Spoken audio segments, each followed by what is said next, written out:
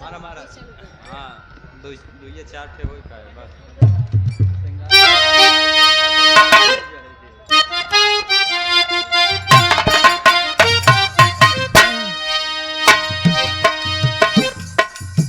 राजा हो तो है कैसे मनाई राजा हो तो है कैसे मनाई राजा हो तो है कैसे मनाई अरे रतिया में हमरे न लाग भाई दुल्हा हो का हो आत्मा रूपी दुल्हन परमात्मा रूपी दुल्हा के वर्णन बा क्या हो अरे रतिया में हमरे न लाग भाई राजा हो तो है कैसे मनाई राजा हो तो है कैसे मनाई राजा हो तो है कैसे रतिया में हमरे न लाग भाई रतिया में हमरे न लाग भाई राजा हो तो है कैसे मनाई राजा हो तो है कैसे मुआई मुआई नाई महाराज मनाई और पूजा म्यूजिक क्लब के डायरेक्टर साहब कस याद तू भी ना खा प्रदीप प्रजापति पीपी भैया 100 रुपए का महान आशीर्वाद आशीर्वाद के सारे अब कौन बकिए हैं यम यम इंटरप्राइजेज के आप प्रोपराइटर साहब मोहम्मद अली गार्जियन जी के द्वारा ये 500 रुपए का महान आशीर्वाद माई भगवती काम में दिन दुनिया रात चलना तरक्की दे दुल्हई कहे पिता बल पनवा कया है गए जवानी पिता बल पनवा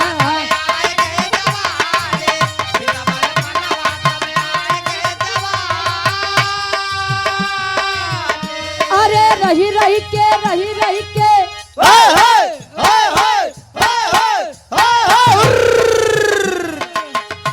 अरे रही के सजिया पे आवे अंगड़ाई राजा हो तो है कैसे मनाई राजा हो तो है कैसे मनाई राजा हो तो है कैसे यो कैसे मनाई हो कैसे मनाई राजा हो तो है कैसे मनाए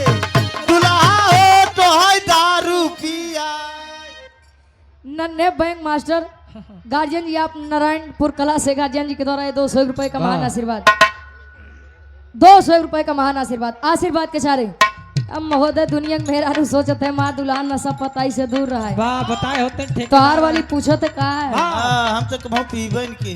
अच्छा दिखा बताए होते ठेकेदार आ रहे हैं मंगाए थे ए भैया अब तोहार बात तो नहीं दादा समझ पाइए उनसे बढ़िया कुछ नहीं। दादा जाना था काजा नहीं दे शहर वाली काजा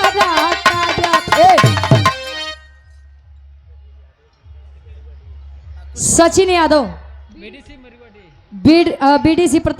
बीडीसी हैं वर्तमान में मेड़ुआ डी से आप गार्जियन जी के द्वारा 100 रुपए का महान आशीर्वाद सचिन यादव भैया जी काजा नहीं दे शहर वाली काजरा काजा नहीं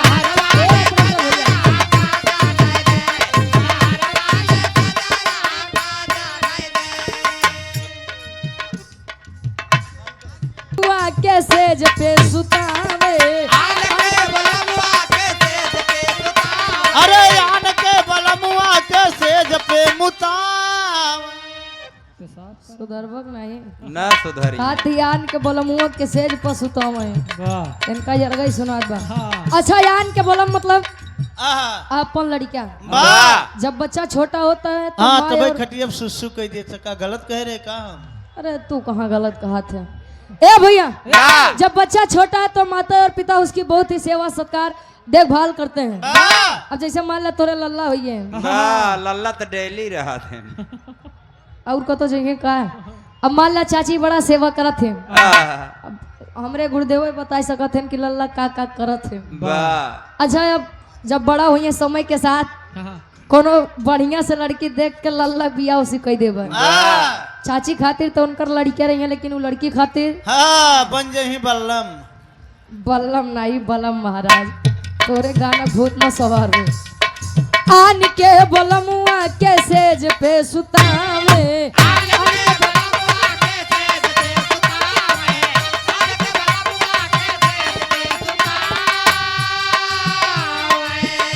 अरे अपने बलम के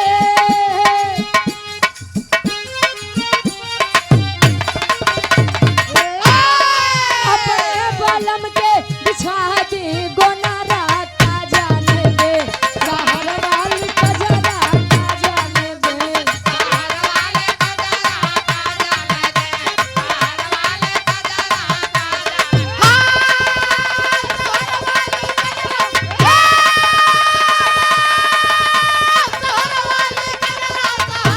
का जाने दे सहर वाली कजरा का जाने दे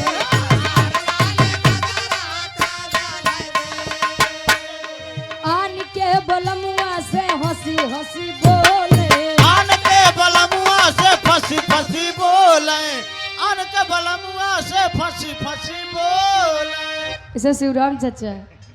इनका तो ही सुधार सकत है हम तो कहत थक गए वाह अच्छा दरअसल इनकर नहीं दोस्त बा इनके नमो हम दोस्त बा वाह एक तो एक के छर के इनकर नाम बा डब्लू वाह उल्टा यम वाह अपने नामे जैसा कुल उल्टा करत रहत है कहे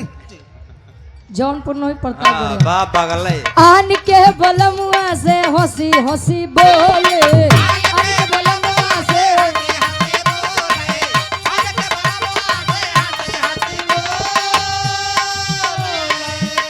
अरे अपने बलम के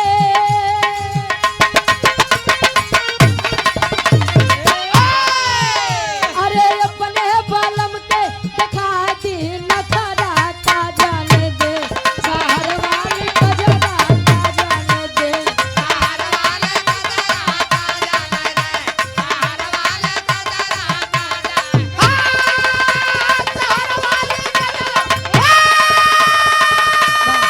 हेलो का जाने दे सहर वाली कजरा का जाने दे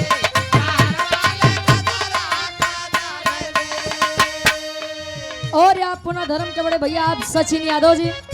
बीडीसी प्रत्याशी हैं भावी प्रत्याशी हैं मेडुआ डी से पुनः 51 रुपए का महान आशीर्वाद तेरी यहाँ खो के दरी यहाँ का तेरी यहाँ खो के दरी यहाँ का उतरना भी जरूरी था तेरी यहाँ खो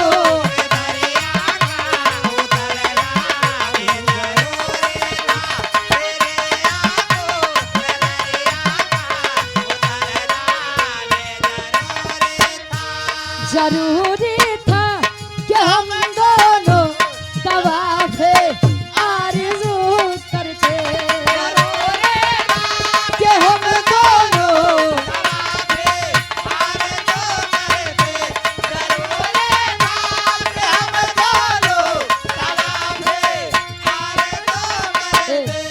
जरूरी था कि हम दोनों तवाफे आरज़ू करते मोहब्बत भी जरूरी थी मोहब्बत भी जरूरी थी बिछड़ना भी जरूरी था मोहब्बत भी और आप सम्मानित राकेश मौर्य जी प्रधान जी आप कनेरा से गार्जियन जी के द्वारा 100 रुपए और आप धर्म के हमारे बड़े भैया आप अच्छा आप हमारे बड़े भैया विजय यादव जी रामगढ़ कोठारी से जो कि भैया समाज सेवी हैं गार्जियन जी के द्वारा बहुत ही प्यार सम्मान मिलता है हाँ? 1 तारीख को फिर मिले अच्छा ठीक ये हमारे भैया के घरे के बगल में कार्यक्रम ना 1 नवंबर के 200 रुपए का महान आशीर्वाद माई भगवती आपके काम में दिन रात चौगना तरक्की दे तुम तो धोखेबाज हो वादा करी के भूल जाते हो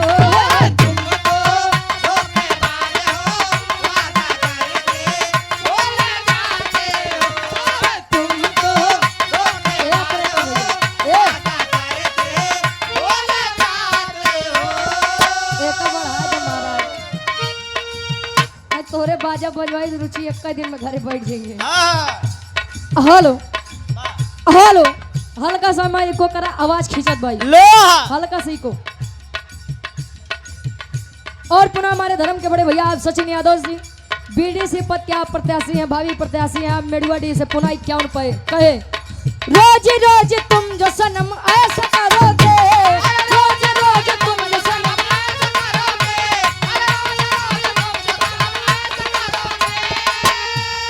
रोज रोज तुम जो सनम ऐसा करोगे,